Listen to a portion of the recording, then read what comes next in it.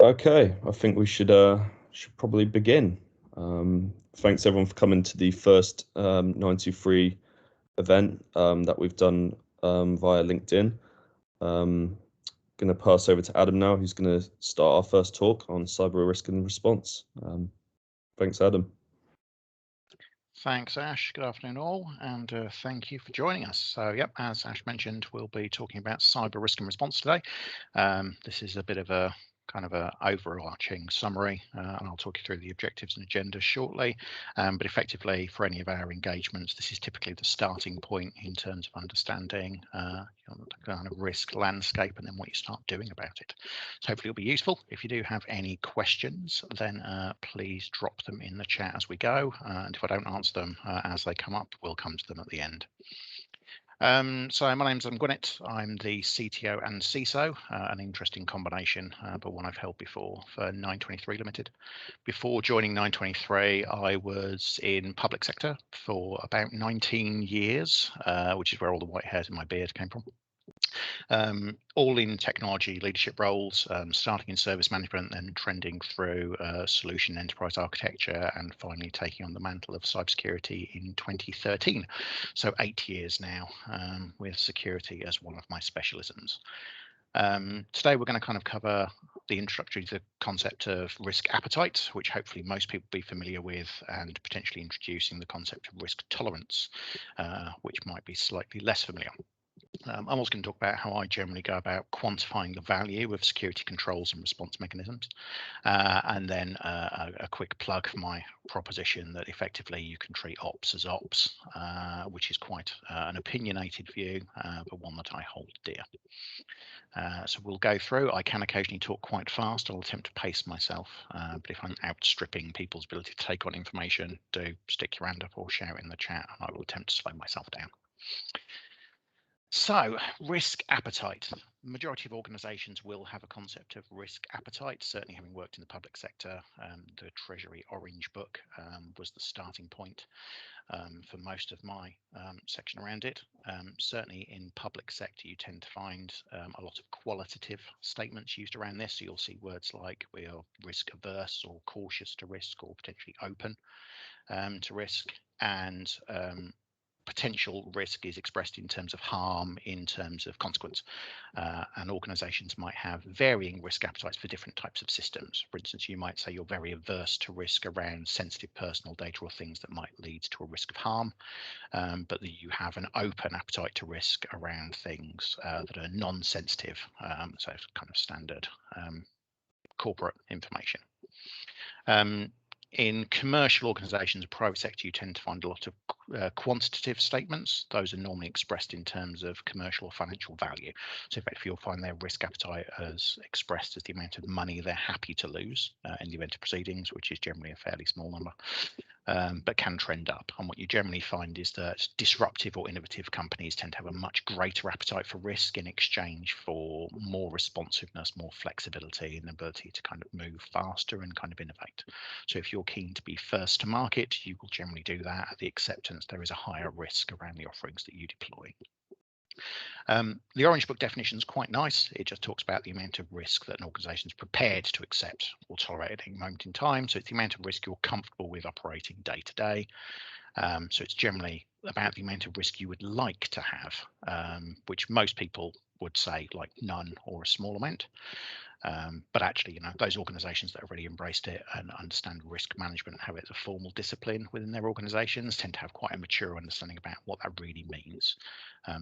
Typically, the less risk you welcome, the less responsive you can be, and therefore the larger constraints there will be on the potential benefits that you can derive from initiatives. So a lot less people talk about risk tolerance. There's no formal agreed industry statement, but it's one that I'm quite keen on, and I've now produced risk tolerance statements for quite a number of organisations. And effectively, I tend to badge this as the survivability score. So your risk tolerance is the amount of risk that you can sustain and still operate your core functions.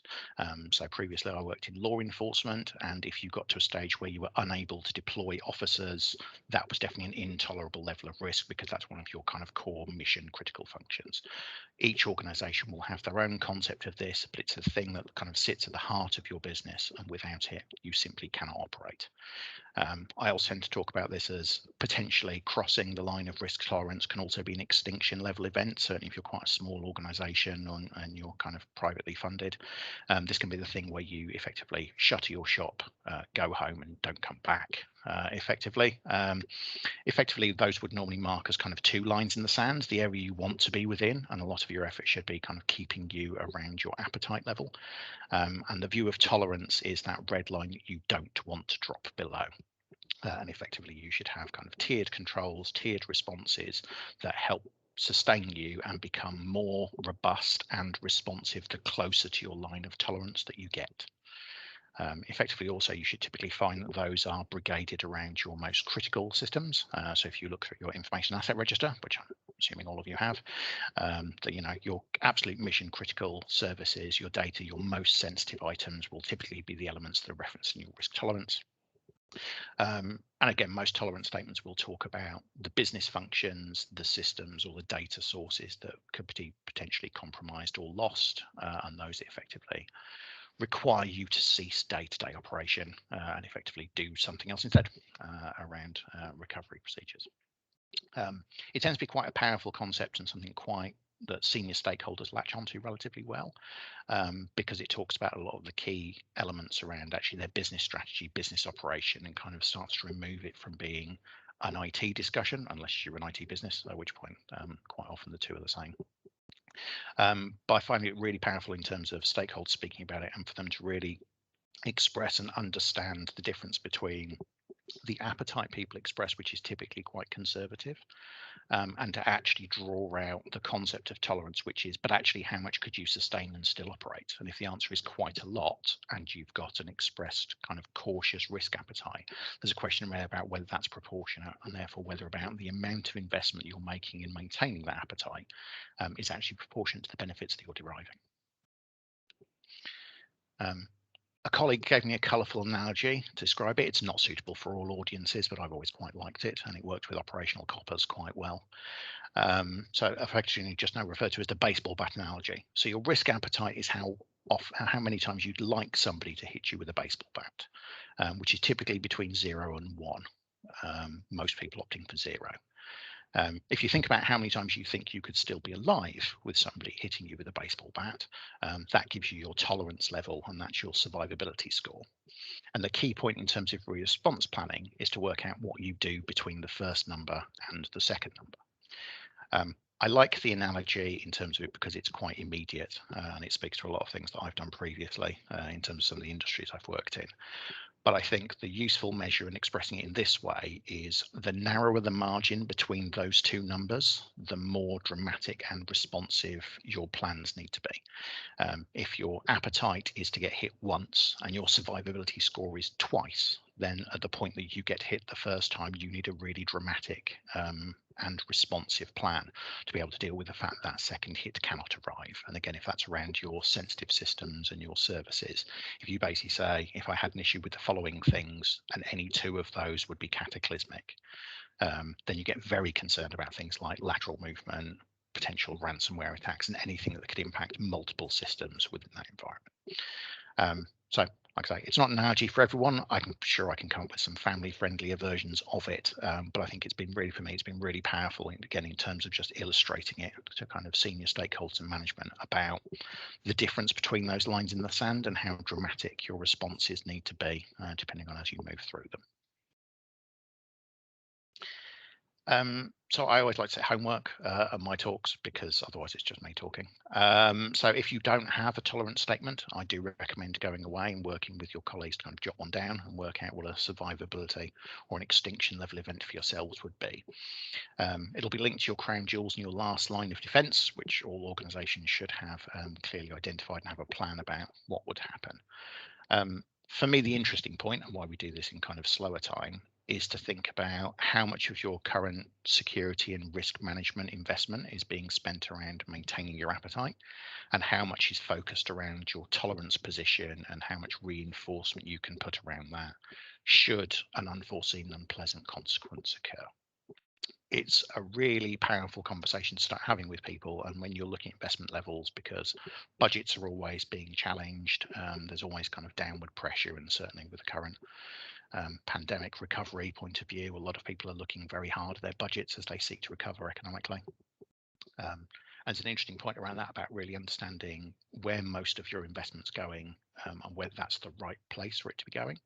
And effectively, in the event that you start trending towards that tolerance with a continued outbreak in large-scale cyber attacks and data compromises being reported quite regularly, if you start heading towards those, is the area of your investment the thing that's going to help you survive and recover from that? Or is it about maintaining the nice cautious position of your risk appetite, but actually if you start to trend towards your tolerance, can you actually respond and step up on that? And that really brings us on to talking about the value of tooling. I will apologise in advance that this next one's quite a wordy slide. I promise not to read it at you. So assessing security control value is becoming a bit of an art, I think, rather than a science. I've talked for years about the fact that I don't like seeing tools, and actually, despite the fact I always have one within my security functions, and they are very important, but I don't like them for a couple of fundamental reasons. The first of which is they're expensive. And actually, if you're an enterprise scale organization or even quite a large organization, they tend to trend up quite significantly in terms of the cost profile that they bring to your organization, your security team. So typically, and there's some stats within the slide that I won't bring to you, but so typically you find most organizations spend the majority of their cybersecurity funding on three elements. The first is their SIEM tool, assuming they're kind of managing that internally. The second is their endpoint protection, because for every device you need a license, which is fairly typical. And the third is obviously the team that are responding and dealing with that, tend to be the three biggest ticket items. Those three things in large organizations can easily account for 40 to 50% of the cybersecurity budget. The challenge with all of those things is the fact that they are constrained resources and you have fairly limited control over the amount that you spend on them. People, because people, you always need more resources, and digital people, and nobody actually wants to let security personnel go because they're incredibly talented and beneficial, and they help keep your organization running. Endpoint protection, because that's a place that no one feels comfortable not having controls, and it's a very sensible place to put it. But as we issue more and more devices to users, so it's quite common these days people to have a laptop, a smartphone, and potentially a tablet device as well. When you're realizing you're licensing for multiple seats potentially on your tooling, you suddenly realize that's becoming quite a significant increment, and the only way you can reduce that is to take toys away from people, which they generally don't like, or agree to not protect yourself on some proportion of your estate, which is also generally an unpopular decision if you wish to continue operating. SIEMs are slightly different. So the vast majority of SIEMs on the market are fed by data volumes. So kind of events per second tends to be the measure. So the more network traffic and the more application activity that you have, the higher the amount that your bill goes up by.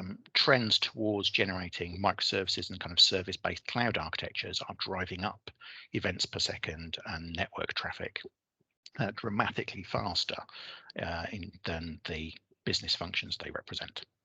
And that's an interesting problem from a classic SIEM proposition, because what that means is that your bill continues to increase each year to protect exactly the same assets. So effectively you end up expending more to gain exactly the same amount of assurance and protection that you've always had. And that's a particularly bad metric for organizations whose budgets are tightly pressed.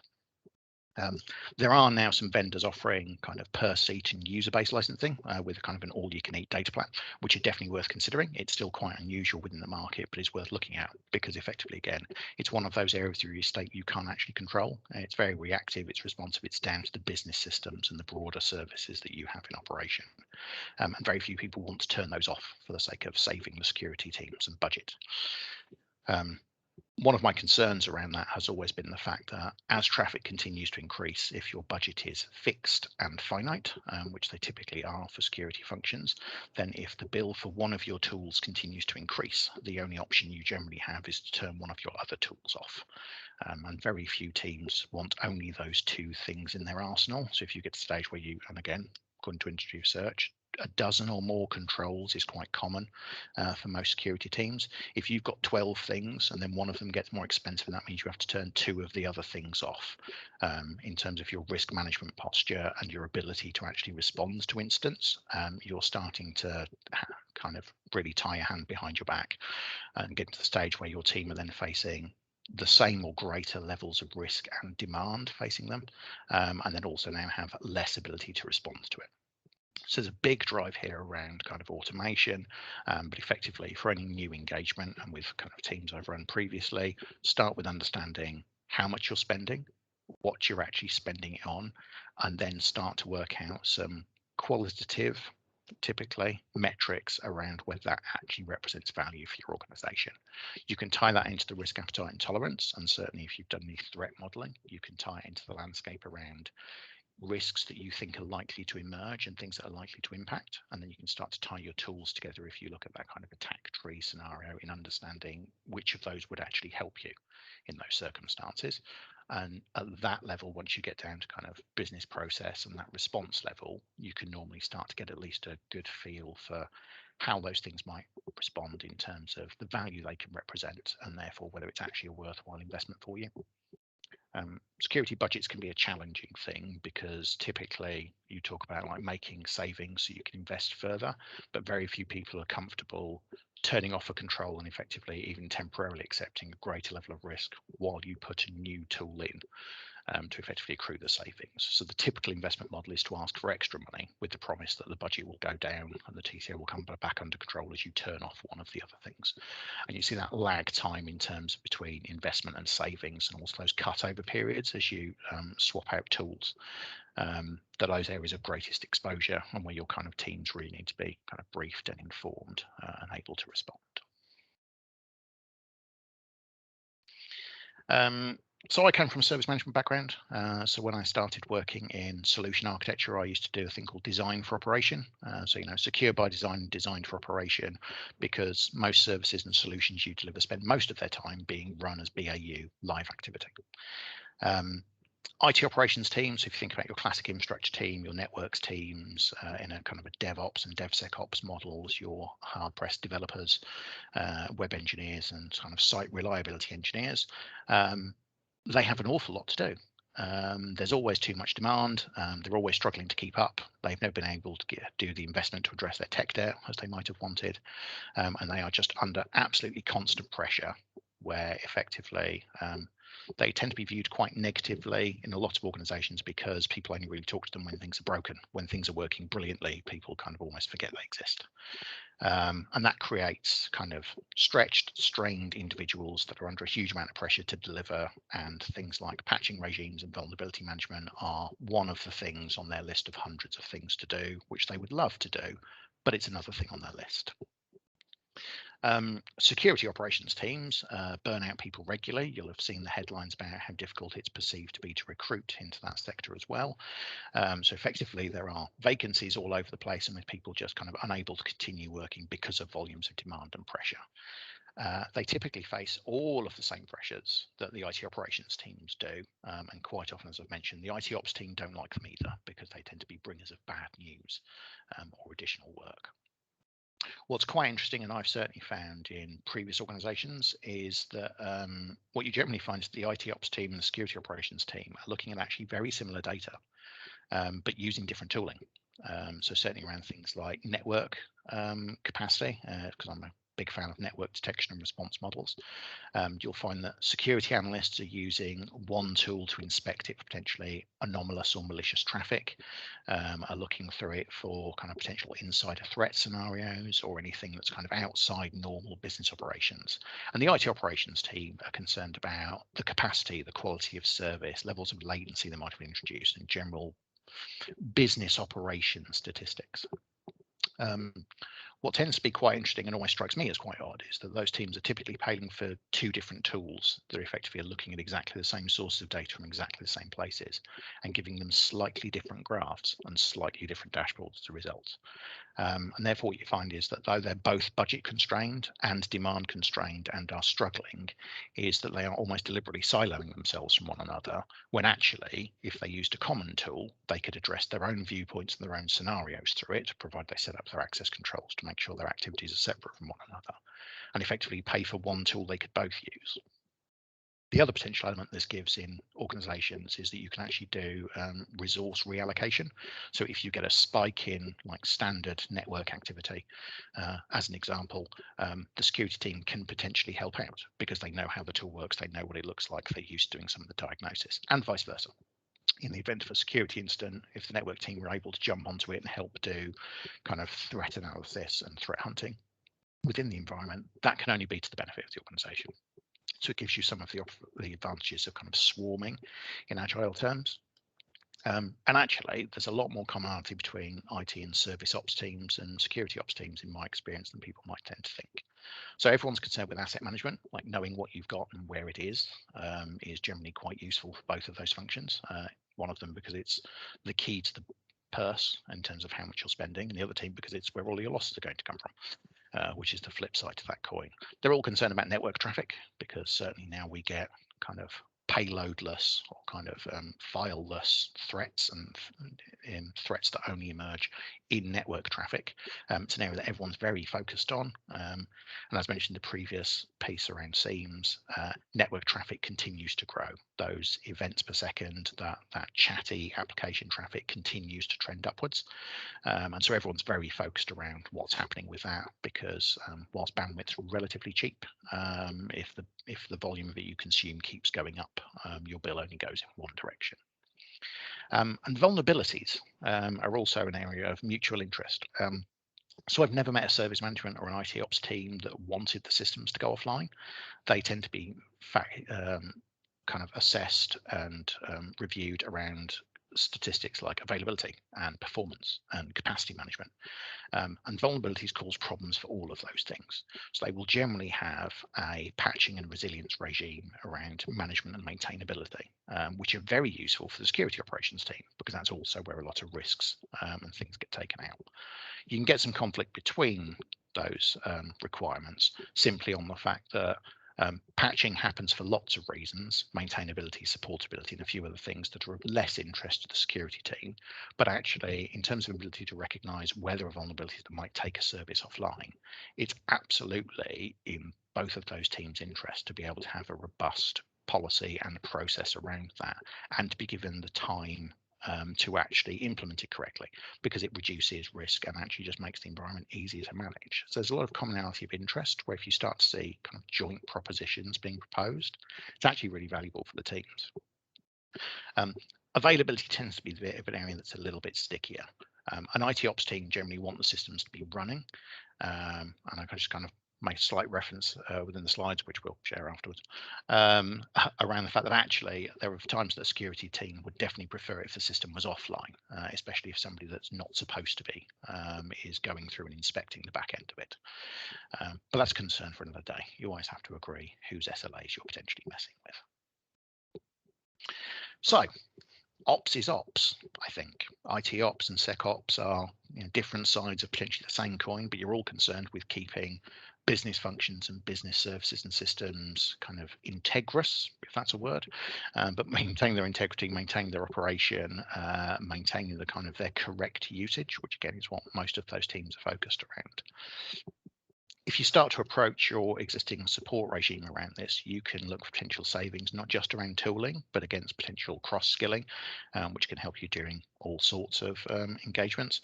If you look at a lot of mature corporations and risk-focused organizations starting to move away from classic red team, blue team separation into that purple teaming model, which brings together those two disciplines. And I see the same happening in some organizations around a blending in between the IT ops and service teams and the security teams. They're coming together around common services, common data sets, common tooling, so they can back up and reinforce each other. And effectively, certainly if you're looking to move into kind of zero trust models, using role-based access and identity and permissions to control what people do so you can maintain those separation of duties. Separation of duties is important, and I'd never suggested effectively, your general network manager should also be a security person.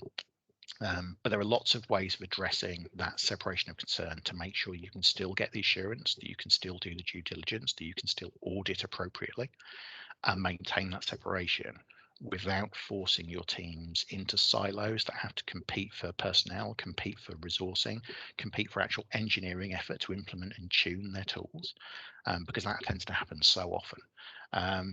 And certainly if you start to get into like outsourcing models, a lot of these concerns also start to traverse commercial boundaries where people typically have a separate security provider than they do to kind of their classic kind of data center and network provider. And as soon as you have kind of a tool that spans that, that can get really messy if people have brought it to the table. But actually, again, it can reduce your total cost of ownership. And one of the things that we all want to make sure is that our controls are suitably robust, suitably responsive, and represent value to the organization in terms of the actual risk that they're mitigating. And starting to look at where you can bring some of those tools and approaches and processes and people together, I think is really valuable and really useful, and is a potentially neglected area of the market where certainly we're starting to see an uptick in demand and requests for people looking to kind of optimize and looking for some of those shared opportunities between their teams, and where certainly when people start looking at things like the investment organizations are making inside Microsoft 365 like E5 licensing, where you're starting to see a bringing together of operational management tooling through like Intune and like the modern device management and security controls that can come with that, and looking at where you're starting to now merge in these things that were previously addressed by separate agents, separate applications, separate licensing models. You're now starting to see that as a harmonized proposition potentially, which can represent better value to the organization, but also starts to bring its own risks to the table. And as we saw with things like SolarWinds, although we tried to go on about it for too long, there are concerns about getting all of your controls and all of your assurance from the same stable of controls, especially if something unpleasant happens to occur in that stable. But again, that starts to move you onto a different risk profile and an understanding of what really represents a risk to your operations. And one of the things that kind of SolarWinds and some of those other impacts have started to call out is the fact that when people have done risk and threat modeling, one of the areas they've quite often neglected is the tooling that service and security teams are actually using to run the estate. And as we've now seen through some of those kind of high profile outages, they can have a far more dramatic impact on your business operations occasionally than a compromise of your CRM system, which certainly contains sensitive information that you wouldn't want to lose. But if you take out your tooling that's operating all of your platforms, that's dramatically more impactful in terms of its actual ability to have kind of a relatively immediate consequence at an organizational level. And at that point, I was going to stop talking and answer some questions if anyone has any. Ash, I'll hang back to you to do some coordination if that's all right. Yeah, thanks, Adam. There's lots of interesting stuff in there. If anyone does have any questions, feel free to ask them now in the conversation. If not, if you have a question later on, feel free to post it in our LinkedIn event page, which I am going to post a link to that in the conversation now.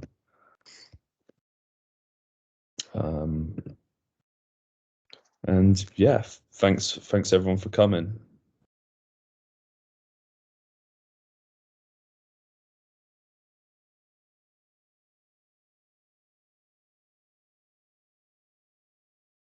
Excellent question. Thank you, Jessica. So in my experience, you tend to get very mature practices around some of this stuff, certainly in financial services. But I mean, 923 operate in what we refer to as the regulated and compliant sector. So Critical national infrastructure tend to have very mature understandings of these kind of approaches and really good audit regimes.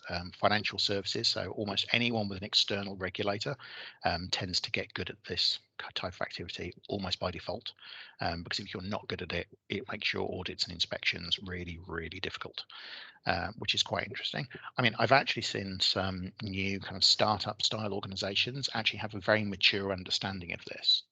Effectively, those organizations that have kind of, we took first them as kind of being almost born in the cloud, have an understanding because they've seen some of the threats and some of the kind of impacts it can have on their competition, on those other style of organizations. If you lose the keys to your AWS tenancy, as an example, as numerous organizations have over the years through poor configuration.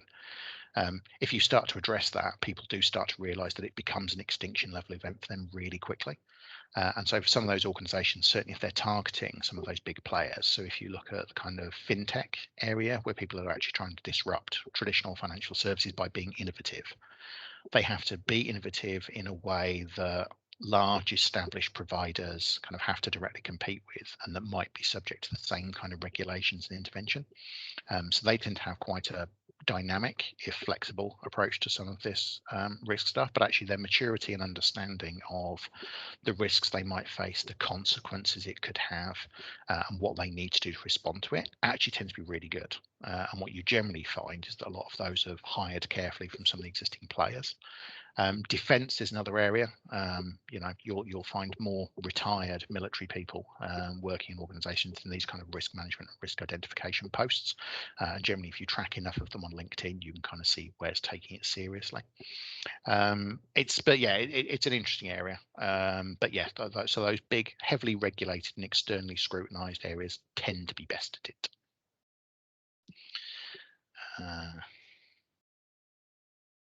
On top-down GRC view. Thanks, Bill. Haven't seen you for ages, by the way. Lovely talking to you. So the problem in my experience with top-down and bottom-up is that everyone tries to do bits of both, and they don't ever actually really seem to meet in the middle. Bottom-up models like the MITRE ATT&CK framework, so understanding your threats, understanding your potential response capabilities and how you mitigate them, are fantastic at an operational level. If you're an analyst or part of that classic blue team defense body, there's no real replacement for the kind of threat modeling activity that brings in terms of understanding the impact it can have on your systems and what action you can take to take mitigation against it. Very few top-down strategy, policy, GRC style led stuff deal with the realities of dealing with a live incident. All you've got to do is watch some of those kind of live simulations and tabletop exercises to see how I've conformed with a policy and I've got my ISO 27001 tick. Therefore, the following things can't happen, and realize that if you've got lateral movement within your environment, actually it doesn't really help you address that. So I find that really useful. And actually I like to flow that stuff up, but typically for me that flow stops within almost the IT management sphere. People that run kind of ops and management day to day, that level of scrutiny and detail and kind of knowledge articles within their service tooling tends to be really valuable. And then as you take that view up the organization, you have to abstract it quite a lot into overarching threat summaries in terms of the threats you might face, the type of actors that might take action against you. Because typically on that level, what they're really concerned with is how much money they might have to spend and on what to remediate them, rather than the day-to-day realities of what the security team will be dealing with. The top-down GRC stuff is actually really valuable as well, though, because it sets the expectations and the context for those teams that are working day-to-day in terms of what it is that they're expected to deliver.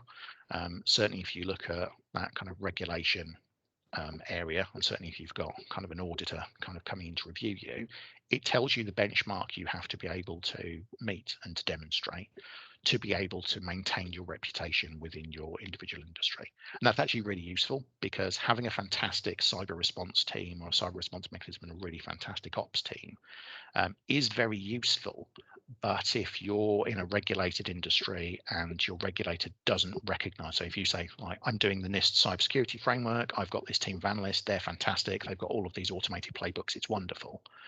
And then the auditor says, that's fascinating, but you have to show me the following 5 things and demonstrate you're compliant with them. And I don't know how that relates to any of them. that can be really awkward. So effectively, by getting that top-down view about these are the standards we expect, this is the context that we need to operate in, it can really give that frame of reference. And certainly if you're in kind of systems engineering and architecture, context is absolutely everything in terms of determining the value of what you're going to deliver. So it does provide that really useful framework. The other thing from that GRC point of view, so I've avoided talking about supply chain risk and supply chain attacks too much today. But actually, it's a fundamental concern for a lot of organizations. Like, everyone has a large and complex supply chain these days because we're in a kind of a global economy. People buy services from all over the place, and the wonderful world of software as a service means that actually you quite often don't know where a lot of this stuff sits.